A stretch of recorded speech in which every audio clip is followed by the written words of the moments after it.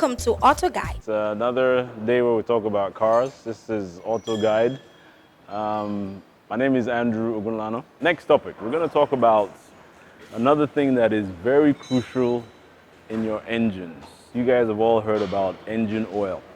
Now, engine oil is something that obviously the engine needs for lubrication, because inside the engine, all you really have are metal parts moving together in synchrony. What you need to have is the proper, correct oil in order to allow for that lubrication to happen seamlessly, right? So some things you need to check when you're about to either start driving your car in a year or periodically as you see fit. One thing is your oil level. Now, this is called an oil dipstick, all right?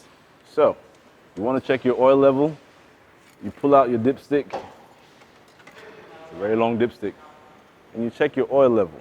Right? You want to make sure, as you can see, there's a few dots here. I don't know if you can see that.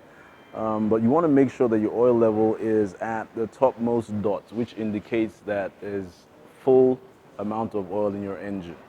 If that is short, let it not be too short, not below half of the gauge. If it's short, it probably means you need a top up, or most likely that you need to get your engine serviced.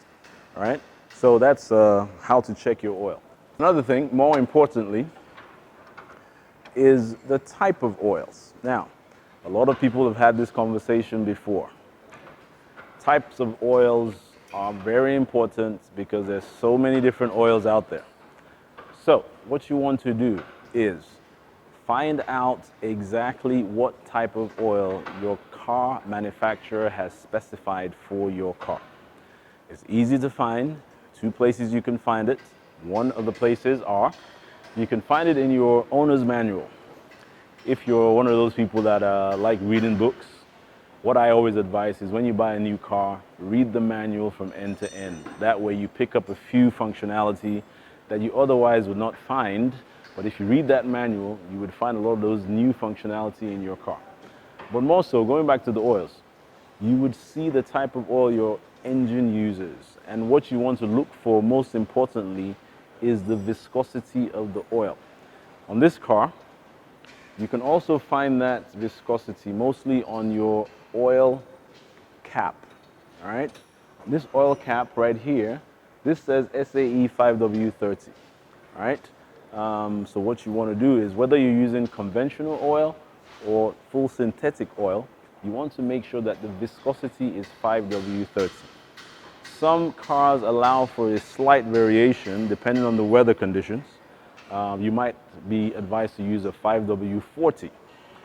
The idea is, to put it in simple terms, the number before the W is the weight of the oil. It's how heavy the oil is. And that number after the W is more or less the temperature at which that oil will stay at that thickness, at that viscosity. So in a hotter climate, you might find that they recommend for higher temperature, such that the oil stays in its actual weight as the temperature increases. But it's very important to use the right viscosity of oil, because if the oil is not right, you will not notice the problem immediately, but it is an accumulation of that problem that will cause an engine problem. It's like walking in mud. If the oil is too thick, it's like you're walking in mud. It's difficult to walk in mud. If the oil is too light, it's like you're walking in water, which makes it too easy, not offering lubrication. So you want to take the right viscosity so the engine is able to stay lubricated at the right temperature, at the right lubrication, all through the drive, hot or cold. Yeah, so that's very important that you look at that viscosity. Whenever you come to a workshop and they're about to service or change your oil, you want to make sure that they're using the right viscosity of oil. Here at CarMax, we have to have the right viscosity for all the cars that we do, because obviously we service and repair all brands. So we've made sure that we store oils that have different viscosities for different vehicles. Yeah? So that's all about oil.